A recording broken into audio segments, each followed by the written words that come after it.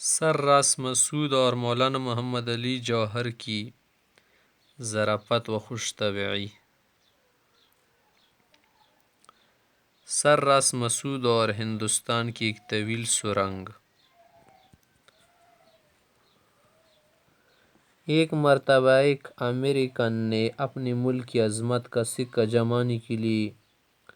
سر راس مسعود سے کہا کہ دنیا میں سب سے لمبی جو سرنگ ہے نا وہ امریکہ میں ہے، اور اس کی لمبائی جو ہے نا 20 میل سے زیادہ ہے۔ سر راس مسعود نے کہا کہ ہندوستان میں تو اس سے کہیں زیادہ لمبی سرنگ ہے، جس کو شاہان مغل نے دہلی سے آگرہ تک بنایا، اور اتنی لمبی بنائی ہے نا کہ جنگ و جدال کے زمانے میں یہ تو اور دور نکل جاتی اور 125 میل ہے۔ امریکن نے اس کی بات نہ مانی اور کہا کہ امریکہ کی سرنگ میں تو برقی روشنی کا انتظام بھی ہے، بہت سارا پروگرام ہے، بھلا آپ کی سرنگ میں روشنی کا کیا بندوبست ہوگا؟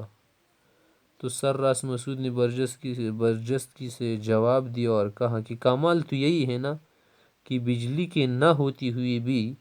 روشنی کا انتظام کیا گیا، اور وہ اس طرح کہ لاکھوں جگنو چھوڑے گئے تھے جن کی اولاد سے روشنی کا انتظام بدستور قائم ہے۔ مولانا محمد علی جوہر یہ ہمدرد اخبار جو تھے نا اس کے رپورٹر تھے، تو ایک مرتبہ اسمبلی میں اسی حیثیت سے چلے گئے تھے اور چلے جا رہے تھے۔ ایک بار وہ اوپر کی گیلری میں بیٹھے ہوئے تھے، نیچے سے ایک دوست نے آواز دی اور کہا مولانا صاحب جب یہاں تک آپ آئے ہیں تو 2 قدم اور صحیح، ہماری جماعت میں باقاعدہ شریک ہو جاؤ تو اچھا ہوگا۔ تو مولانا محمد علی جوہر صاحب نے جواب دیا کہ میں آپ کی جماعت میں کیسے شریک ہو سکتا ہوں،